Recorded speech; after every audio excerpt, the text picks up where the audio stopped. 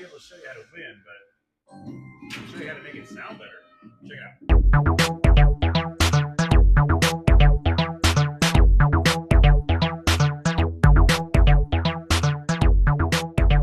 Alright guys, so for today's video, I'm going to show you how I upgraded the speakers in this Mandalorian pinball machine. If you have a Stern Pro or even premium model, they come with these 4-inch tweeters that they're not bad, but they're also not really good. So if you want better speakers, if you want to upgrade to the same speakers that are in the LEs, for example, I'm going to show you how you can do that and without having to buy a bunch of stuff.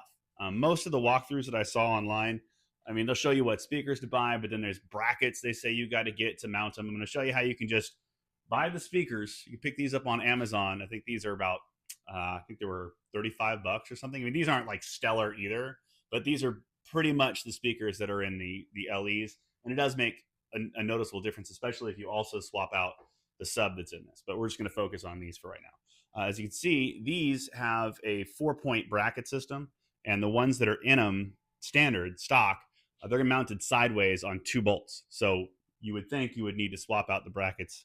If you have a drill, I'm going to show you how I did mine. You can save yourself the $40 on the bracket. Let me show you what I did.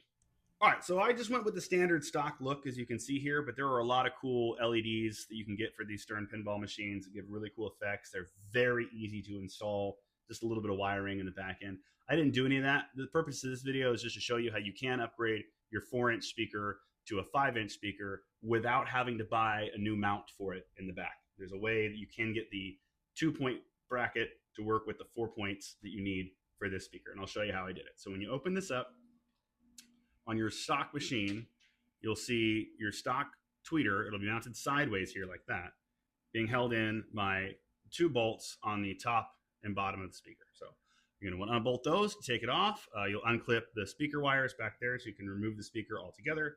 Then this bracket that it's sitting on is held on by 4 bolts here, and then it's attached to the LCD display with these 2 screws here. So you'll take these off. It's the same on the opposite side over there, so it's just mirror the other way around. So you'll take it all off. You will have these mounted threaded bolts on either side of this that are part of this physically. So here's where the drill comes in. You're going to want to drill those out from the bottom side, then sand them down so they're nice and flat. Okay.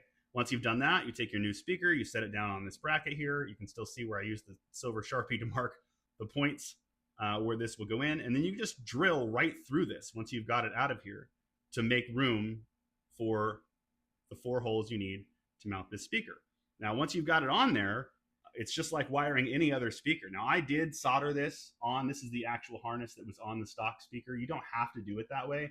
These speakers come with wires that you can twist and attach to these just like you would any other home theater speaker.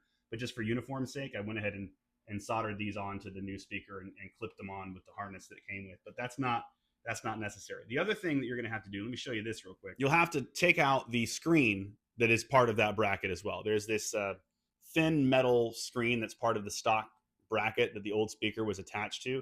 And as you can see, it was very easy just to cut out. I just used some wire cutters to cut all the ends out. And you're going to want to remove this because if you get the same speakers I got, those 5-inch Kenwoods, they have a hard plastic tweeter that sticks out. And if you don't remove the screen here, it rubs up against that. It'll vibrate weird. It won't give you the effect you need. So just once you remove that, just put it all back together and you're pretty much done. It's very, very easy.